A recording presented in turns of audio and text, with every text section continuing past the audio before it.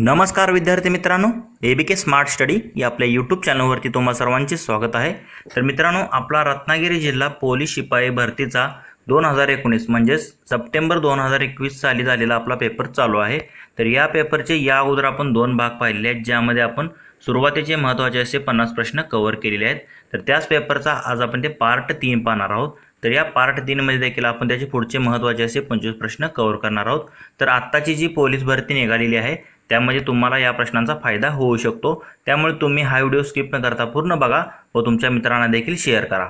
चला तर आता वेळ न घालवता आपण आपल्या डायरेक्ट प्रश्नांकडे वळूयात। पाहूया त्याच्या या आपल्या रत्नागिरी जिल्हा पोलीस शिपाई भरतीच्या पेपरमधील पार्ट 3 मधील प्रश्न पहिला। तर प्रश्न क्रमांक 51 तुम्ही इथे पाहू शकता काय दिलेला आहे। 748 ही संख्या सांकेतिक भाषेत 847 अशी लिहिली तर 235 ही संख्या त्याच सांकेतिक भाषेत कशी लिहाल। तर आता इथे कोणती संख्या दिलेली आहे आपल्याला 748। तर 748 ला कसं लिहिलेलं आहे त्याने 74847, म्हणजे इथे तुम्ही जर पाहिलं हे 7 शेवटी घेतले आणि हे 8 पुढे घेतले, म्हणजे मधली संख्या मध्येच आहे 4। तर त्याप्रमाणे 235। आता 235 ची पहिली संख्या कोणती आहे 2, ही शेवटी जाणार, मधली 3 आहे अशीच राहणार आणि शेवटची पुढे येणार, काय येतं 532। म्हणजे इथे 235 जे आहे तर ती आपण कशी लिहिणार तर ती 532। तर हे कशामध्ये दिले तर ऑप्शन सी मध्ये दिले, तुम्ही पाहू शकता। तर ते 532 येईल, ऑप्शन सी। पुढील प्रश्न, योग्य पर्याय निवडा। तर आता इथे एक अक्षर मालिका दिलेली आहे इंग्लिश। तर इथे के एक वेळेस आहे, परत एल 2 वेळेस आहे, एम आता इथे 1 2 3 आता याप्रमाणे हे वाढत चाललेलं आहे। इथे ओ 5 वेळेस आहे, म्हणजे इथे एम जे आहे तर हे के एकदा, एल दोनदा, एम तीनदा पाहिजे, म्हणजे इथे पहिल्या प्रश्नाच्या जागी यम येणार। आता पुढे एन 4 वेळेस पाहिजे, तर इथे 3 वेळेस दिले, म्हणजे पुढे प्रश्नाच्या जागी काय येणार आहे एन येणार आहे। आता पुढे 5 वेळेस ओ पाहिजे, तर 5 वेळेस ओ दिलेला आहे। आता पुढे 6 वेळेस पी पाहिजे, तर 5 वेळेस पी दिले, म्हणजे इथे प्रश्नचिन्हा जागी काय यायला पाहिजे पी यायला पाहिजे। मग एम एन पी जे आहे तर ते प्रश्नचिन्हाच्या जागी येणार आहे। तर इथे कशामध्ये दिले तर ऑप्शन सी मध्ये दिले, तुम्ही पाहू शकता। तर एम एन पी जे आहे तर ते आपलं आन्सर असेल। पुढील प्रश्न, प्रश्न क्रमांक 53। सकाळी 9:15 सुटलेली गाडी ताशी 65 किलोमीटर वेगाने 793 किलोमीटर अंतरावरील शहरात किती वाजता पोहोचेल। तर आता इथे आपल्याला अंतर दिलेलं आहे आणि गाडीचा इथे आपल्याला वेग दिलेला आहे 65 किलोमीटर प्रति तास, आणि गाडी निघालेली आहे किती सकाळी 9:15 निघालेली आहे। तर ती आता किती वाजता पोहोचेल आपल्याला काढायचं आहे। तर कसं काढतो आपण हे, तर आता गणितात दिल्याप्रमाणे तुम्ही इथे पाहू शकता। तर गाडी किती वाजता निघालेली आहे 9:15, म्हणजे सकाळी 9:15 ती निघालेली आहे। तिचा ताशी वेग आहे 65 किलोमीटर प्रति तास दिलेला आहे, आणि अंतर तिला किती पार करायचं आता 793 किलोमीटर अंतर पार करायचं आहे। तर आपल्याला जाण्यासाठी वेळ किती लागेल हे काढायचं आहे। तर वेळ बरोबर काय फॉर्म्युला असतो अंतर भागिले वेग। तर आता अंतर आपल्याला माहिती आहे 793, वेग आहे 65, मी 793 भागिले जर 65 केलं तर आता इथे 13 5 65 आणि 13 संग 78 उरले 1, वरून घेतले 1, 13 1 13, म्हणजे 61 भागिले 5 उरतं। 5 ने जर भाग घातला 12 5 60 उरले 1, 1 ला जर परत 5 ने भागलं तर 5 2 10, म्हणजे किती येतं 12.2, म्हणजे 12.2 हे कशामध्ये आले तर ते तासामध्ये आलेलं आहे। तर 12.2 तासला आपल्याला जर आता पुढच्या 2 ला मिनिटामध्ये कन्वर्ट करायचं आहे, मग त्याला आपण काय करतो 0.2 गुणिले 60 करतो, 60 2 120, म्हणजे हे 12 येतं। म्हणजे 60 गुणिले 0.2 केलं तर ते 12 येतं, म्हणजे 12 तास 12 मिनिटे हे काय तर ते आपल्याला वेळ लागणार आहे। म्हणजे 12 तास 12 मिनिटे आपल्याला वेळ लागेल। तर आपल्याला कधी गाडी निघाली सकाळी 9:15, त्यामध्ये 12 तास 12 मिनिटे, तर 12 तासाने परत काय रात्रीचे 9 होणार। आता 9:15 AM अधिक 12 तास 12 मिनिट, म्हणजे सकाळी 9 चे रात्री 9 होणार, आणि हे 15 आणि 12 किती 27, म्हणजे रात्रीचे 9 वाजून किती 27 मिनिटं होणार। म्हणजे त्या वाजता ती रेल्वे जी आहे तर ती तिथे पोहोचणार आहे, किंवा ती जी गाडी आहे तर ती तिथे पोहोचेल। म्हणजे आपला आन्सर काय असणार आहे तर आता इथे कशामध्ये दिले 9:27 तर ऑप्शन सी मध्ये तुम्ही पाहू शकता। तर ती जी गाडी आहे तर ती ते सकाळी रात्री 9:27 पोहोचेल। ऑप्शन सी जे आहे ते आपलं आन्सर असणार आहे। पुढील प्रश्न, प्रश्न क्रमांक 54। तर आता इथे विधाने आणि अनुमाने दिलेले आहेत. तर आता हे व्हेन डायग्रामनुसार आपल्याला हे गणित सोडवायचं आहे. तर इथे काय दिलेलं आहे, सर्व पाने फुले आहेत. तर आता इथे आपण असं लिहू शकतो, तर हे सर्व पाने म्हणूया. ही जी सर्व पाने आहेत तर ही काय आहेत, तर ती फुले आहेत. म्हणजे सर्व पाने ही काय आहेत, फुले आहेत. पानेला आपण पी लिहूया आणि फुलेला एफ लिहूया. सर्व पाने काय आहेत, तर ही फुले आहेत. आणि 2 मध्ये काय दिले, सर्व फुले फळे आहेत. तर आता सर्व फुले फळे आहेत म्हणजे हे कसं येणार, तर हे फळे जे आहेत तर ते म्हणजे फळांमध्ये जाणार, कारण सर्व फुले जे आहेत तर ते फळे आहेत. म्हणून हे फळेला आपण FALE लिहूया. तर आता हनुमाने काय दिले, सर्व पाने फळे आहेत. तर आता सर्व पाने ही इथे आहेत पाने बारक्या गोलामध्ये, ती काय आहेत, तर ती फळे आहेत. तर हे लागतं का योग्य, कारण काही जी पाने आहेत तर ती काय दिली इथे आपल्याला फुले पण आहेत असं दिसत आहे. म्हणजे ऑप्शन ए जे आहे तर इथे योग्य दिसतंय. तर हे थोडं करेक्शन करा, कारण इथे काय दिसतंय, सर्व पाने फळे आहेत. तर सर्व पाने दिसत आहे तुम्ही, फळांमध्ये सर्व पाने आहेत म्हणजे सर्व पाने हे फळे आहेत असं आपण दिलेल्या डायग्रामवरून म्हणू शकतो. आणि दुसरं काय दिले, सर्व फळे फुले आहेत. आता सर्व फळे, तर इथे फळे आहेत बाहेर, ते फुले आहेत. तर आता सर्व फळे फुले आहेत का, कारण इथे तुम्ही पाहू शकता तर इथे काही जे आहेत तर ते फुले आहेत. सर्व फळे जे आहेत तर ते फुले नाहीत. तर इथे काय आहेत, तर इथे बारक्या गोलमध्ये काय दिले, तर पाने. म्हणजे काही फळे जे आहेत तर ते आपण पाने आहेत असं देखील म्हणू शकतो. म्हणजे बी अनुमान जे आहे तर ते चुकीचं ठरतं. म्हणजे दिलेल्या 2 अनुमानापैकी फक्त अ जे अनुमान आहे, सर्व पाने फळे आहेत, तर ते एकच योग्य आहे. म्हणून ऑप्शन ए जे आहे ते आपलं आन्सर असणार आहे. पुढील प्रश्न पाहूयात. प्रश्न क्रमांक 55. एका रांगेत श्याम शेवटून दुसरा आहे. म्हणजे श्यामचा नंबर जो आहे तो एका रांगेमध्ये शेवटून दुसरा आहे. राम त्याच्या पुढे 3 विद्यार्थ्यांनंतर उभा आहे. म्हणजे त्याच्या पुढे जो कोण आहे, राम आहे, तो 3 विद्यार्थी सोडून उभा आहे. महेश हा रामच्या अगोदर 7व्या स्थानावर आहे. म्हणजे रामच्या अगोदर कोण आहे, महेश आहे, जो की 7व्या स्थानावर आहे रामच्या अगोदर. आणि पुढे काय दिलेलं आहे, रांगेमध्ये महेशचे स्थान 9वे आहे. म्हणजे महेश जो आहे तर तो रांगेमध्ये पुढून त्याचा 9वा क्रमांक लागतो. तर त्या रांगेत एकूण किती विद्यार्थी आहेत, तर आपल्याला हे शोधायचं आहे. तर गणित तुम्ही इथे पाहिलं असेल तर हे लहान करून आपण पाहिलं तर इथे तुम्ही संपूर्ण गणित इथे पाहू शकता. प्रश्न क्रमांक 55. तर आपण आता इथे आन्सर पाहू. तर दिलेली जर माहिती वाचली तर याप्रमाणे आपल्याला आकृती मिळते. श्याम जो आहे तर तो शेवटून दुसरा आहे आणि राम जो आहे तर त्याच्या 3 विद्यार्थी सोडून तो पुढे आहे. म्हणजे इथे तुम्ही पाहू शकता इथे 3 विद्यार्थी सोडून पुढे राम आहे श्यामच्या. महेश जो आहे तर तो रामच्या अगोदर 7व्या नंबरवर आहे. म्हणजे महेश आणि राम या दोघांमध्ये किती असणार आहे, तर 6 जण असणार आहेत. आणि महेश तो आहे तर तो 7वा आहे. आणि महेशचा जो आहे तर तो पुढून 9वा क्रमांक लागतो. म्हणजे महेशच्या पुढे 8 मुले असणार आहेत. म्हणजे एकूण किती असणार आहेत, तर हे पुढची 8 मुले, हे परत हे महेश आणि राममधली 6 मुले आणि राम आणि श्याममधली 3 मुले प्लस हे तिघं 1 2 3 महेश राम श्याम हे 3 आणि इथे शेवटचा एक मुलगा, कारण श्याम दुसऱ्या नंबरला आहे म्हणजे हे 1. म्हणजे एकूण 8 आणि 6 14, 14 आणि हे 3 आणि 3 6 20 आणि हे 1 21. म्हणजे एकूण जर तुम्ही रांगेमध्ये पाहिलं तर एकूण किती मुले असणार आहेत, तर ती एकूण 21 मुले असणार आहेत. म्हणजे आपला आन्सर काय असेल, तर इथे ऑप्शन ए मध्येच तुम्ही पाहू शकता तर 21 दिलेलं आहे इथे, तेच आपलं आन्सर असणार आहे. तर त्या रांगेत एकूण जे आहे तर ती 21 मुले असतील. पुढील प्रश्न पाहूयात. प्रश्न क्रमांक 56. एके वर्षी बुधवार व गुरुवार हे 2 वार प्रत्येकी 53 वेळा आले होते. ते वर्ष पुढीलपैकी कोणते असू शकते. तर आता एक बुधवार आणि गुरुवार हे जे आहे तर ते 2च वार प्रत्येकी किती 53 वेळा आले आहेत. तर 1 आणि 2 तारीखचे जे वार आहेत तर ते 53 वेळा कधी येतात, जेव्हा ते लीप वर्ष असते. आणि लीप वर्ष नसेल तर फक्त 1 जानेवारीचा जो वार असतो तर तो जो असतो तर तो किंवा कोणताही धरा तर तो 53 वेळेस येतो. पण बुधवार आणि गुरुवार हे सलगचे 2 वार आहेत तर ते 53 वेळेस आलेत. म्हणजे हे कसं असतं, 2 जर वार 53 वेळेस येत असतील तर ते लीप वर्ष असतं. म्हणजे ऑप्शन सी मध्ये तुम्ही पाहू शकता. तर कोणते वर्ष असेल तर ते लीप वर्ष म्हणजे 96, 1996 जे आहे तर ते लीप वर्ष असणार आहे दिलेल्या ऑप्शन 4 पैकी. पुढील प्रश्न पाहूयात. प्रश्न क्रमांक 57. एका दोरीचे समान 12 भाग करायचे असल्यास दोरी किती ठिकाणी कापावी लागेल. तर आपल्याला काय करायचं आहे, एका दोरीचे समान 12 भाग करायचे आहेत.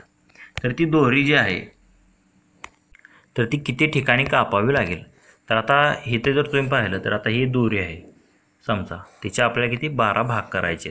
तर आता इथे जर तुम्ही 1 2 3 4 5 6 7 8 9 10 आणि 11 जर कट मारले तर इथे तुम्हाला काय दिसते, तर इकडचा एक भाग इकडचा एक भाग, तर हे जर मोजले तुम्ही तर हे किती येतात, तर ते 12 भाग येतात. म्हणजे 12 भाग येण्यासाठी किती कट मारावे लागतील आपल्याला, तर एकूण 11 कट मारावे लागेल, तेव्हा त्याचे दोरीचे 12 भाग होतील. म्हणून ऑप्शन बी जे आहे तर ते आपलं आन्सर असणार आहे. तर एकूण 12 ठिकाणी ती दोरी कापावी लागेल, तेव्हाच तिचे 12 भाग तयार होतील. म्हणून ऑप्शन बी जे आहे ते आपलं आन्सर असणार. पुढील प्रश्न क्रमांक 58. काय दिलेलं आहे ते, जर आकाशाला पाणी म्हटले, पाण्याला माती म्हटले, मातीला हवा म्हटले आणि हवेला अग्नी म्हटले, म्हणजे मातीला हवा म्हटले व हवेला अग्नी म्हटले, तर मासे कुठे राहतात. तर आता मासे कुठे राहतात, तर इथे पाण्यात राहतात. तर आता इथे पाण्याला काय म्हणलं आहे आपल्याला इथे शोधायचं आहे फक्त. तर इथे तुम्ही पाहू शकता, तर पाण्याला काय म्हणलेलं आहे, माती म्हटलेलं आहे. म्हणजे दिलेल्या वाक्यानुसार मासे जे आहेत तर ते पाण्याला माती म्हटले म्हणून ते कुठे राहतात, तर ते दिलेल्या वाक्यानुसार तर ते मातीमध्ये राहतात. म्हणून ऑप्शन डी जे आहे ते आपलं आन्सर असणार आहे. पुढील प्रश्न पाहूयात. प्रश्न क्रमांक 59. 38 या संख्येत एक संख्या मिळवल्यास मिळणाऱ्या उत्तराच्या व मिळणाऱ्या उत्तराला त्याच संख्येने भागल्यास बाकी 6 उरते, तर ती संख्या कोणती. म्हणजे आपल्याला इथे काय दिलेलं आहे, म्हणजे 38 मध्ये अशी एक संख्या आपल्याला मिसळायची आहे ज्यामध्ये आपल्याला काहीतरी मिळवायचं आहे आणि त्याच संख्येने जर भागलं तर उत्तर बाकी काय उरते, 6 उरते. तर आता इथे आपण डायरेक्ट पर्यायावरून हे आन्सर काढू शकतो. आता 4 पर्याय इथे तुम्हाला दिसत आहेत. तर इथे 12 दिसत आहे, 18 दिसत आहे, 14 आणि शेवटचा जो आहे तर तो 16. तर आता ह्या चारीपैकी 4 जर आता 12 जर भागलं तर बाकी किती उरते, 12 दुनी 24, 12 त्रिक 36, बाकी 2 उरते. म्हणजे हे तर आन्सर असणार नाही, कारण बाकी आपल्याला 6 उरवायचे. 18 जर भागलं, 18 दुनी 36, इथे देखील बाकी 2 उरते. म्हणजे हे देखील ऑप्शन असणार नाही. तिसरं काय 14, 14 जर भागलं, 14 दुनी 28, तर इथे बाकी काय उरते, 10 उरते. आणि चौथा काय 16, 16 जर भागलं 38ला, 38ला जर 16 भागलं तर किती मिळते, 16 दुनी 32. म्हणजे इथे आपल्याला बाकी 6 उरते. म्हणजे असा एकच पर्याय दिसतो जो की ऑप्शन डी मध्ये दिलेला आहे 16. म्हणजे तो जो आहे तर ती कोणती संख्या असणार आहे, तर ती 16 ही संख्या असणार आहे. म्हणजे 38 मध्ये तुम्ही ती जर संख्या मिळवली 16 आणि त्याला परत 16नेच भागलं तर आपल्याला काय मिळणार आहे, तर बाकी जी आहे तर ती 6 उरणार आहे. म्हणून ऑप्शन डी जे आहे ते आपलं आन्सर असेल 16. पुढील प्रश्न पाहूयात. प्रश्न क्रमांक 60.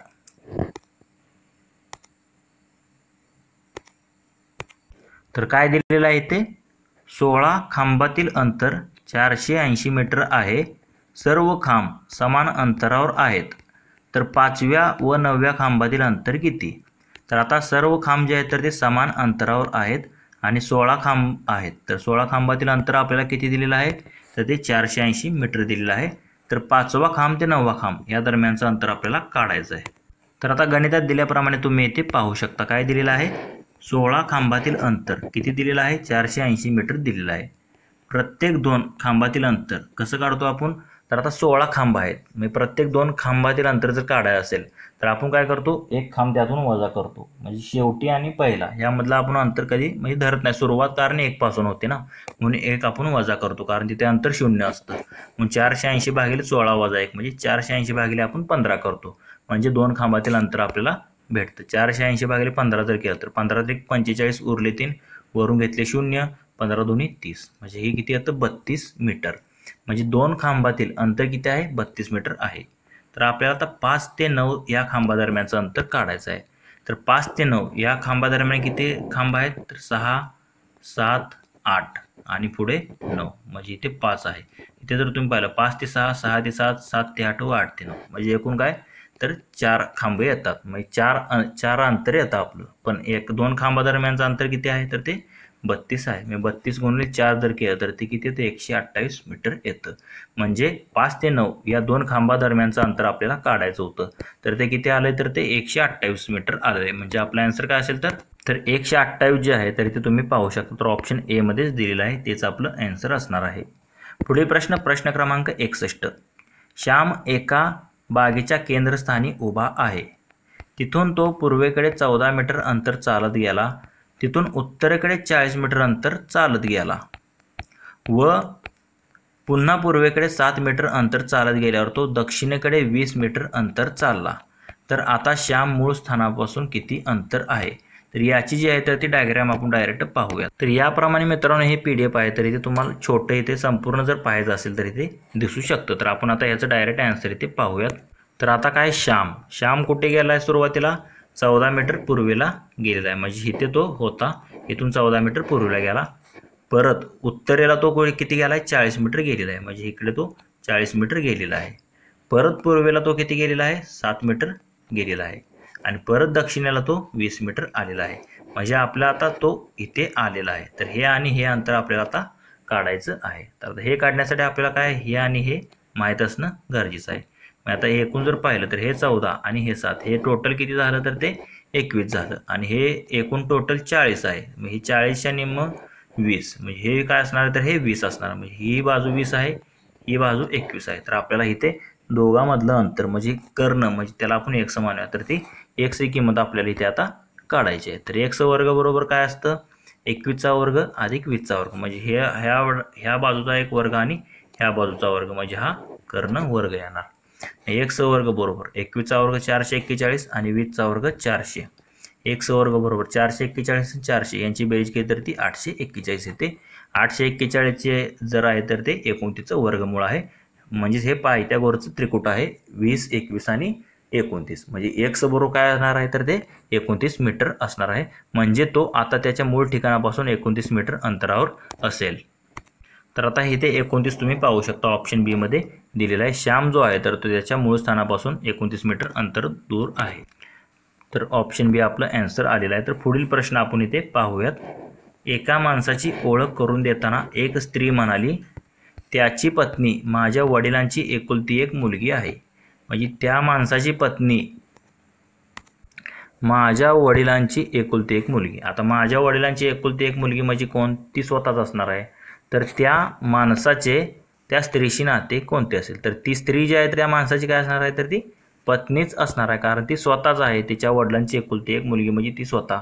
म्हणजे त्या माणसाची ती कोण असणार आहे तर ती पत्नी असणार आहे. म्हणजे माणसाचा तो पती आणि ती त्याची पत्नी असणार आहे. तर ते आपल्याला विचारलेलं. तर त्या माणसाशी त्या स्त्रीशी कोणते नाते असेल? तर तो माणूस तिचा पती असेल. ऑप्शन डी मध्ये दिले तुम्ही पाहू शकता. पुढील प्रश्न क्रमांक 63. मंगळवार 8 ऑगस्ट 1978 रोजी जन्मलेल्या मुलाचा 1996 सालचा वाढदिवस कोणत्या वारी येईल? तर आता 8 ऑगस्ट 1978 साली तो मुलगा जन्मलेला आहे आणि त्याचा 1996 सालचा वाढदिवस आपल्याला काढायचा आहे. तर आता 1978 ते 1996 पर्यंत एकूण किती वर्ष होतात? तर ते 18 वर्ष होतात. तर आता यामध्ये आपल्याला काय करायचं आहे? 18 दिवस म्हणजे प्रत्येक वर्ष 18 दिवसाने पुढे जातो. म्हणजे हे 18 वर्षाचे 18 दिवस अधिक. आता ह्यामध्ये लीप वर्ष किती येतात? तर 1980 येतं, 84 येतं, 88 येतं, 80, 92 आणि 96. म्हणजे एकूण किती? 5 जे आहे तर ते लीप वर्ष येतात. म्हणजे लीप वर्षाचे एक्स्ट्रा 5 दिवस म्हणजे 18 आणि 5 किती? एकूण जो वार आहे तर तो एकूण 23 दिवस पुढे जाणार आहे. तर एकूण 23 दिवस जो आहे तर तो वाढदिवस पुढे गेला. म्हणजे त्या 23ला आपण काय करतो? 7ने भागतो. 23ला 7ने भागला 7 त्रिक 21 उरले 2. म्हणजे बाकी काय उरते? 2 उरते. म्हणजे त्याचा वाढदिवस जो आहे आजचा कोणता वार आहे? त्याच्या वाढदिवशी मंगळवार आहे. म्हणजे मंगळवारच्या पुढे 2 दिवस म्हणजे बुधवार आणि कोणता? गुरुवार. म्हणजे त्याचा जो 1996चा वाढदिवस आहे तर तो कधी असणार आहे? तर तो गुरुवारी असणार आहे. तर ते ऑप्शन डी मध्ये दिले तुम्ही पाहू शकता. तेच आपलं आन्सर असेल. तसेच मित्रांनो तुम्हाला जर याची जर PDF हवी असेल फ्रीमध्ये तर आपली टेलिग्राम चॅनलसुद्धा आहे. तिथे तुम्ही PDF याची फ्रीमध्ये मिळवू शकता. तर ते टेलिग्राम चॅनलची लिंक तुम्हाला डिस्क्रिप्शनमध्ये भेटून जाईल. पुढील प्रश्न काय आहे? प्रश्न क्रमांक 64. एका वर्तुळाकार टेबलाभोवती स्वप्नील, अनिल, दीपक, प्रशांत व सुनील हे केंद्राकडे तोंड करून बोलत उभे आहेत. अनिल व सुनील यांच्यामध्ये फक्त प्रशांत आहे, म्हणजे अनिल व सुनील यांच्यामध्ये प्रशांत आहे. दीपक सुनीलच्या त्वरित उजव्या बाजूस असल्यास, दीपक काय सुनीलच्या त्वरित उजव्या बाजूस असल्यास स्वप्नीलच्या उजव्या बाजूला कोण असेल? तर आता दिलेल्या गणिताप्रमाणे आपण आता इथे एक डायग्राम काढूयात. तर ती डायग्राम जी आहे तर ती याप्रमाणे आहे, तुम्ही पाहू शकता. डायरेक्ट आपण आन्सरच दिलेला आहे. तर आपल्याला काय काढायचं आहे, ते वर्तुळ केंद्राभोवती सर्वजण जे आहेत तर ते प्रशांत, अनिल, स्वप्नील, दीपक आणि सुनील याप्रमाणे ते क्रमाने बसलेले आहेत. तर आपल्याला काय काढायचं आहे, स्वप्नील आता त्याचं तोंड इकडे आहे तर त्याचा उजवा हात कुठे इकडे असणार आहे. तर स्वप्नीलच्या उजव्या बाजूला कोण आहे ते काढायचं होतं. तर इथे कोण दिसते तुम्हाला? अनिल दिसत आहे. म्हणजे तेच आपलं आन्सर असणार आहे. स्वप्नीलच्या उजव्या बाजूला कोण असेल तर तो अनिल असेल. तर अनिलचा जो ऑप्शन आहे तर तो ऑप्शन बी मध्ये दिलाय, तुम्ही पाहू शकता. तर ह्या अगोदर आपण जे गणित पाहिलं होतं म्हणजे वाढदिवसाचं, तर त्याचं तुम्ही एक्सप्लेनेशन इथे पाहू शकता. तर इथे याप्रमाणे ते एक्सप्लेनेशन दिलेलं आहे. तर त्याचा वाढदिवस जो आहे तर तो गुरुवारी येईल. तर याप्रमाणे आपण हे सॉल्व्ह केलेलं आहे. याचं तुम्ही स्क्रीनशॉट काढून घेऊ शकता. पुढील प्रश्न पाहूयात. तर प्रश्न क्रमांक 65 काय दिलेला आहे ते, जर शिक्षक दिन गुरुवारी आला असेल तर त्याच वर्षाची गांधी जयंती कोणत्या वर्षी येणार आहे? तर शिक्षक दिन आणि गांधी जयंती, तर नेहमी लक्षात ठेवा शिक्षक दिन कधी असतो? 5 सप्टेंबर, म्हणजे 5 सप्टेंबर. आणि गांधी जयंती कधी असते? 2 ऑक्टोंबर. तर यामध्ये एकूण 27 दिवसाचा गॅप असतो. 5 सप्टेंबर ते 2 ऑक्टोंबर एकूण 27 दिवसाचा गॅप असतो. तर एकूण 27 दिवसाला जर तुम्ही 7ने भागलं तर किती बाकी 6 उरते. म्हणजे 6 दिवस आपल्याला त्याच्या पुढे जावं लागेल किंवा 1 दिवस मागे यावं लागेल. म्हणजे हे तुम्ही काय करायचं, डायरेक्ट लक्षातच ठेवायचं. गांधी जयंती आणि शिक्षक दिन या दोघांमध्ये काय असतं तर एकूण 6 दिवसाचा गॅप असतो. म्हणजे शिक्षक दिनला जर जो वार असेल तर तो 6 दिवसांनी डायरेक्ट पुढे जातो किंवा 1 दिवसांनी मागे जातो तो गांधी जयंतीला. आता इथे शिक्षक दिनला कोणता वार दिला आहे? गुरुवार दिलेला आहे. गुरुवारच्या पुढे 6 दिवस जावा किंवा मागे 1 दिवस. तर पुढे 6 दिवस गेलं तर कोणता वार येतो? बुधवार. आणि मागे 1 दिवस गेलं तरी बुधवार येतो. म्हणजे 1 दिवसाचा फक्त फरक असतो. पण मागे जर गेलं तर सरळ जर तुम्ही दिवस मोजले तर बाकी 6 उरते म्हणून सरळ 6 दिवस पुढे जातो. हे तुम्ही लक्षातच ठेवा. म्हणजे ऑप्शन बी जे आहे ते आपलं आन्सर असणार आहे बुधवार. पुढील प्रश्न पाहूयात. प्रश्न क्रमांक 66 प्रश्नचिन्हाच्या जागी येणारा पर्याय निवडा. तर आता इथे काय दिलेलं आहे? 25ला 52 तर 17ला काय? तर इथे 25 जे आहे तर ते उलटं करून लिहिलेलं आहे. 25चं उलटं केल्यावर 52 येतं. त्याप्रमाणे 17चं उलटं केल्यावर काय येतं तर ते 71 येतं. यामध्ये त्याचा आन्सर आहे का? नाही. म्हणजे ही ट्रिक तर काय फॉलो होत नाही. तर आता इथे जर तुम्ही पाहिलं तर 25 दोन्ही 50 अधिक 2 किती? 52 असतं. त्याप्रमाणे 17 दोन्ही किती? 34 अधिक 2 किती यायला पाहिजे? 36. तर 36 इथे दिसते पर्यायामध्ये तुम्हाला. तर इथे ऑप्शन सी मध्ये दिसत तुम्ही पाहू शकता. तर 25 दोन्ही 50 अधिक 2 52 असेल तर त्याप्रमाणे 17 दोन्ही 34 अधिक 2 36 येईल. म्हणजे ऑप्शन सी जे आहे ते आपलं आन्सर असणार आहे. पुढील प्रश्न प्रश्नचिन्हा जागी क्रमाने येणाऱ्या पर्यायी क्रमांकाचे वर्तुळ रंगवा. तर आता आपल्याला इथे प्रश्नचिन्हा जागी काय ते शोधायचं आहे. इथे 25 28 34 43 55 दिलेलं आहे. 25 आणि 28 मध्ये 3चा फरक दिसतोय. 28 आणि 34 मध्ये 6चा फरक दिसतोय इथे. परत 34 आणि 43 मध्ये 9चा फरक दिसतोय. 43 आणि 55 मध्ये 12चा फरक दिसतो. फरक 3च्या पटीत वाढत चालला आहे. 3 दोन्ही 6 3 त्रिक 9 3 चौक 12 म्हणजे 55 आणि येणारी संख्या यामध्ये 3 5 15चा फरक असणार आहे. 55 अधिक 15 केलं तर किती येतं? 70 येतं. म्हणजे प्रश्नचिन्हा जागी काय येणार आहे तर ते 70 येणार आहे. तर ते ऑप्शन बी मध्ये दिले तुम्ही पाहू शकता. तेच आपलं आन्सर असेल. पुढील प्रश्न प्रश्न क्रमांक 68 तर इथे देखील प्रश्नचिन्हा जागी येणारा आपल्याला पर्याय निवडायचा आहे. तर इथे काय काय दिलेलं आहे? 8/3 दिलेला आहे, 24/6 दिलेला आहे. मग 8/3 ला 24/6. तर इथे काय केलेलं आहे? 8 त्रिक 24 केलेला आहे. तर इथे काय येणार? 10 त्रिक 30 येणार. म्हणजे इकडे सुरुवातीला ऑप्शन वर मध्ये 30 येणार आणि इथे 3 दोन्ही 6 केलेला आहे. तर इथे 30/30 तर इथे दिलेलं नाही. तर इथे काय केलेलं आहे त्याने? 3 अधिक 3 केलेलं आहे. मग इथे तर काय करावं लागेल आपल्याला? 15 अधिक 3 करावं लागेल. 15 अधिक 3 केल्यावर काय येतं? 18 येतं. म्हणजे 30/18 जे आहे तर ते आपलं आन्सर असणार आहे. तर ते 30/18 तुम्हाला कुठे दिसतंय? तर ऑप्शन डी मध्ये तुम्ही पाहू शकता. तेच आपलं आन्सर असणार आहे. 10/15ला 30/18 येईल. म्हणजे ॲनॉलॉजीवरचा हा प्रश्न होता. पुढील प्रश्न राकेश नाट्यगृहाकडे तोंड करून उभा होता. म्हणजे राकेशचं तोंड कुठे आहे? नाट्यगृहाकडे तो बघत उभा होता. त्याच्या डावीकडे दक्षिण दिशा होती. म्हणजे जिकडे तो बघून उभा होता तर त्याचा डावा जो हात आहे तर तो दक्षिण दिशा दाखवत होता. तो 3 वेळा काटकोनात उजवीकडे वळला. म्हणजे काटकोना म्हणजे मी 90 डिग्रीमध्ये तो कुठे वळला आहे पण आता तर तो उजव्या साईडने वळला आहे, उजवीकडे वळला. तर आता तो नाट्यगृह त्याच्या कोणत्या बाजूस आहे. मी आता तो नाट्यगृहाच्या कोणत्या बाजूला गेला आहे ते आपल्याला काढायचं आहे. तर कसं काढतो आपण हे. तर आता सुरुवातीला आपण पाहू शकता त्याच्या डाव्या हाताला दक्षिण दिशा आहे. म्हणजे हे जर आपण तो कोण त्याचं नाव दिले ते आपण इथे लिहूया. तर तो जो आहे तर त्याचा डाव्या हाताला दक्षिण दिशा आहे. आणि आता हे त्याच्या तोंड कुठे आहे, नाट्यगृहाकडे आहे. म्हणजे हे जर नाट्यगृह असेल तर त्याचं तोंड ह्या नाट्यगृहाकडे आहे आणि डावी दिशा त्याची दक्षिणेकडे आहे आणि उजवी कुठं आहे, उत्तरेकडे आहे. तर तो उजवीकडे 3 वेळेस 90 डिग्रीमध्ये वळला. म्हणजे पहिल्यांदा असा होता, मग परत असा झाला, परत असा झाला 90 डिग्री आणि परत 90 डिग्रीहून असा झाला. म्हणजे त्याचं तोंड जे आहे तर ते आता कुठे, दक्षिणेला आलेलं आहे.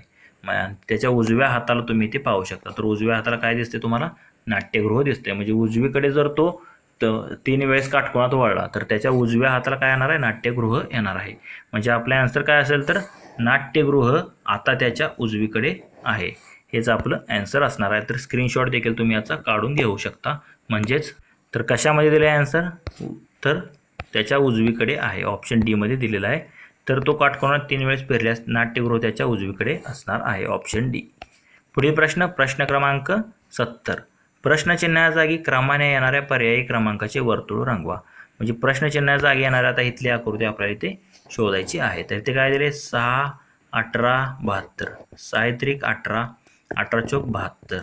मी 6 गुणुले 3 केले, 18 गुणुले 4 केले, 72 गुणुले आता 5 करावं लागणार. 72 गुणुले 5 जर केलं 7 5 35, 350 आणि हे 10 60, म्हणजे 360 येणार. आणि 360 गुणुले 6 जर केलं तर ते 2160 येतं. म्हणजे इथे प्रश्नचिन्ह जागी काय यायला पाहिजे, 72 पंचे 360. मग इथे ऑप्शन डी मध्ये दिले, तुम्ही पाहू शकता, तेच आपलं आन्सर असेल. पुढील प्रश्न क्रमांक 71. गटात न बसणारे पद ओळखा. तर आता पद काय दिलेलं आहे, ते पारा दिलेला आहे Hg, तांबे Cu दिलेला आहे, त्याप्रमाणे लोह Fe आणि सोडियम Na दिलेलं आहे. तर यापैकी आपल्याला हे गटात न बसणारे पद ओळखायचं आहे. तर यामधलं कोणतं असणार आहे गटात न बसणारं, तर ते पारा असणार आहे. कारण पारा जो आहे तर तो सामान्य तापमानाला द्रव्य अवस्थेत असतात, बाकी जे आहे तर ते स्थायू अवस्थेत असतात धातू. म्हणजे कॉपर, तांबे, त्याप्रमाणे लोह Fe आणि सोडियम Na हे काय असतात, तर ते स्थायू अवस्थेत असतात. पण पारा जर तुम्ही पाहिला तर तो कशामध्ये असतो, तर तो लिक्विड स्वरूपात असतो. म्हणून ऑप्शन ए जे आहे तर ते गटात न बसणारे पद असेल, पारा. पुढील प्रश्न पाहूयात, प्रश्न क्रमांक 72. तर इथे देखील आपल्याला गटात न बसणारे पद ओळखायचं आहे. तर ए मध्ये काय दिले, जवाहरलाल नेहरू, बी मध्ये काय दिले, भुलाभाई देसाई, सी मध्ये काय दिले, तेज बहादूर सप्रू आणि डी मध्ये रवींद्रनाथ टागोर दिलेला आहे. मग हे 4 नावं तुम्हाला दिलेली आहेत. तर आता इथे जर तुम्ही पाहिलं तर याचा आन्सर काय येईल, तर ते येतं रवींद्रनाथ टागोर. तर आता तुमचा प्रश्न असेल की रवींद्रनाथ टागोरच का, कारण हे जे आहे तर ते उत्कृष्ट साहित्यिक, म्हणजे हे एक कलाप्रेमी होते किंवा ते गीतकार होते, एक गीतकार. आणि बाकी जे तिघं आहेत, तिघांचा पेशा काय होता, जवाहरलाल नेहरू हे वकील होते, भुलाभाई देसाई हे देखील वकील होते व तेज बहादूर सप्रू हे देखील तिघे वकील. तिघांचा पेशा काय होता, तर वकिली होता. पण रवींद्रनाथ टागोर यांचा पेशा वकील होता का, नाही, तर ते कलाप्रेमी होते किंवा ते साहित्यिक होते. म्हणून ऑप्शन डी जे आहे तर ते रवींद्रनाथ टागोर हे गटात न बसणारं पद असेल. पुढील प्रश्न पाहूयात, प्रश्न क्रमांक 73. तर आता राज्य व राजधान्या यावर तुम्हाला एखादा तरी प्रश्न विचारला जातो, ते तुम्ही पाठच करून ठेवा. तर मणिपूरची राजधानी इम्फाळ आहे, त्याप्रमाणे मिझोरामची कोणती असते, तर ती ऐजवाल असते. तर लक्षद्वीपची इथे कावरती दिलेली आहे. तर इटानगर कशाची आहे ते तुम्हाला कमेंट करून सांगा. तर आता मिझोरामची काय असते, ऐजवाल. तर ऑप्शन डी मध्ये दिले, तुम्ही पाहू शकता, तेच आपलं आन्सर असणार आहे, मिझोरामची ऐजवाल. आणि कटक जी आहे तर ती ओडिसाची राजधानी आहे. तर आपला आन्सर काय असणार आहे, मिझोरामची राजधानी ऐजवाल. पुढील प्रश्न क्रमांक 74. लोकसभा 5 वर्षे तर राज्यसभा किती. तर लोकसभेचा काय असतो कालावधी, 5 वर्ष असतो. राज्यसभेचा कोणता कालावधी असतो का, नाही, कारण राज्यसभा ही कधीही बरखास्त होत नाही. म्हणजे ते कायमस्वरूपी सभागृह असते, म्हणून त्याचा कालावधी कोणताही नसतो. म्हणजे आता इथे पर्यायामध्ये तर तसं काय दिले नाही. म्हणजे हे थोडं वेगळं आहे. म्हणजे लोकसभेच्या सभासदांचा कालावधी 5 वर्ष असतो, तर राज्यसभेच्या सभासदांचा किती असतो? 6 वर्ष असतो. म्हणजे सभासदांचा दिलेला आहे, सभागृहाचा नाही. तर सभासदांचा कालावधी जो आहे राज्यसभेच्या सदस्यांचा तर तो 6 वर्ष असतो. म्हणून ऑप्शन ए जे आहे ते आपलं ॲन्सर असणार आहे. पुढील प्रश्न क्रमांक 75. तर इथे काय दिलेलं आहे? तर इथे नातेसंबंधावरील प्रश्न आहे. काय दिलेला आहे? अनघाची आत्या ही प्रियंकाची मावशी आहे. म्हणजे प्रियंकाची मावशी कोण आहे? अनघाची आत्या आहे. तर प्रियंका आणि अनघाशी म्हणजे प्रियंकाच्या अनघाशी नाते आपल्याला काढायचं आहे. तर अनघाची आत्या कोण असणार आहे? तर ती प्रियंका दिलेली आहे. प्रियंकाची मावशी आहे. अनघाची आत्या जी आहे तर अनघाची आत्या म्हणजे अनघाच्या वडिलांची बहीण कोण आहे? तर ती प्रियंकाची मावशी आहे. म्हणजे प्रियंकाची जी मावशी आहे ती अनघाची आत्या आहे. तर प्रियंका आणि अनघाचे नाते काय असणार आहे? तर आता प्रियंकाची जी मावशी आहे तर ती देखील काय असणार आहे? तर ती आत्याच असणार आहे तिची. म्हणजे आत्ते बहीण असणार आहे ती. कोण असणार आहे? तर प्रियंका जी आहे तर ती अनघाची कोण असणार आहे? तर ती आत्ते बहीण असणार आहे. म्हणजे दिलेल्या वाक्यानुसार आपण असं सांगू शकतो. म्हणून ऑप्शन डी जे आहे तर ते आपलं ॲन्सर असेल. परत एकदा तुम्ही वाचून घेऊ शकता. अनघाची आत्या ही प्रियंकाची मावशी आहे असं दिलेलं आहे. म्हणून प्रियंका अनघाची कोण असणार आहे? तर ती आत्ते बहीण असेल. तर मित्रांनो, आपला जो पोलीस भरतीचा म्हणजेच रत्नागिरीचा 2019 सालचा झालेला पेपर आपला चालू आहे. तर त्याचा आज आपण इथे पार्ट 3 पाहिलेला आहे, ज्यामध्ये आपण महत्त्वाचे असे 25 प्रश्न कव्हर केलेले आहेत. तर तुम्हाला जर या प्रश्नांमध्ये कोणती शंका वाटत असेल तर कमेंट करून नक्की सांगा. तसेच हा जर व्हिडिओ आवडला असेल तर लाईक करा व तुमच्या मित्रांना देखील शेअर करा. व असेच जर नवनवीन व्हिडिओ हवे असतील तर आपले YouTube channel ABK smart study subscribe करा व समोरील बेल आयकॉन प्रेस करा. धन्यवाद मित्रांनो. जय हिंद, जय महाराष्ट्र.